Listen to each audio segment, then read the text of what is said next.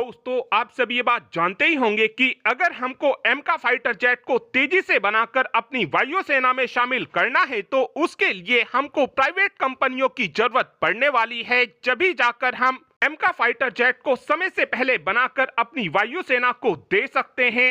एमका fighter jet के ऊपर काम शुरू करने से पहले हमारी गवर्नमेंट ये चाहती थी कि एमका फाइटर जेट को स्पेशल पर्पस व्हीकल के तहत बनाकर तैयार किया जाए और इस स्पेशल पर्पस व्हीकल के तहत हमारी कोई प्राइवेट सेक्टर की कंपनी एमका फाइटर जेट को बनाने वाली थी, लेकिन उस समय हमारी एक भी प्राइवेट सेक्टर की कंपनी एमका फाइटर जेट को बनाने के लिए आगे नहीं आई थी, जिसके बाद मजबूरी में आकर एरोनॉटिकल डेवलपमेंट एजेंसी और एचएएल ने ही एमका फाइटर जेट के ऊपर काम करना शुरू किया था।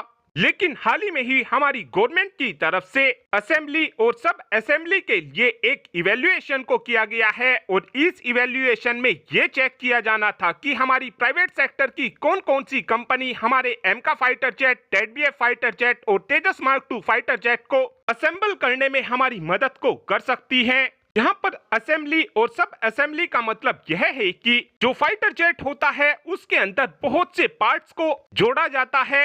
इस बात को एक एग्जांपल से समझने की कोशिश करते हैं। जो हमारे फाइटर जेट का फ्यूजलाज होता है उसमें बहुत सी छोटी छोटी स्ट्रक्चर को जोड़ा जाता है और भी फाइटर जेट के अंदर ऐसे बहुत से कंपोनेंट होते हैं जिनको छोटे छोटे पार्ट्स में बनाकर जोड़ा जाता है। और हमारी प्राइवेट सेक्टर की कौन कौन सी कंपनी इस तरीके के कंपोनेंट को जोड़ सकती है, इसी चीज को लेकर हमारी गवर्नमेंट की तरफ से एक इवैल्यूएशन किया गया था, जिसमें हमारी बहुत सी प्राइवेट सेक्टर की कंपनियों ने हिस्सा लिया था। इस इवैल्यूएशन के दौरान हमारी गवर्नमेंट की तरफ से इन सभी प्राइवेट कंपनियों को 100 में से नंबर दिए जाने थे और जो भी कंपनी 70 मार्क्स ले आती उस कंपनी को सिलेक्ट कर लिया जाता। इस इवैल्यूएशन के दौरान 8 कंपनियों को सिलेक्ट किया गया है, जिसमें से सबसे पहली कंपनी टाटा एडवांस सिस्टम है और इस इवैल्यूएशन के दौरान टाटा एडवांस सिस्टम को 96 मार्क्स यानी 96 मार्क्स मिले हैं।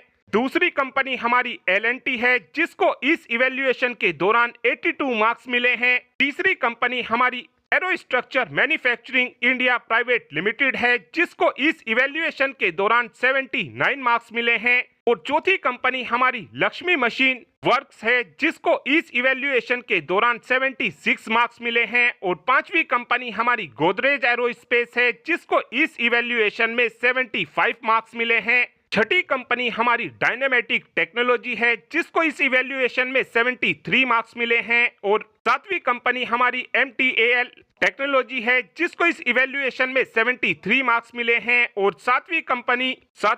आठवीं कंपनी हमारी VEM टेक्नोलॉजी है, जिसको इस इवैल्यूएशन में 71 मार्क्स मिले हैं। लेकिन इस इवैल्यूएशन में सबसे ज्यादा हैरान कर देने वाली बात यह है कि अल्फा 2 कोल और महिंद्रा जैसी कंपनियों को इस इवैल्यूएशन के दौरान सेलेक्ट भी नहीं किया गया है, क्योंकि ये कंपनी गवर्नमेंट के पैरामीटर को ही अचीव भी नहीं कर पाई है। और आगे चलकर इन 8 कंपनी में से ही लगभग सभी कंपनियां हमारे एमका तेजस मार्क 2 जैसे फाइटर जेट की असेंबली और सब असेंबली में मदद करने वाली है।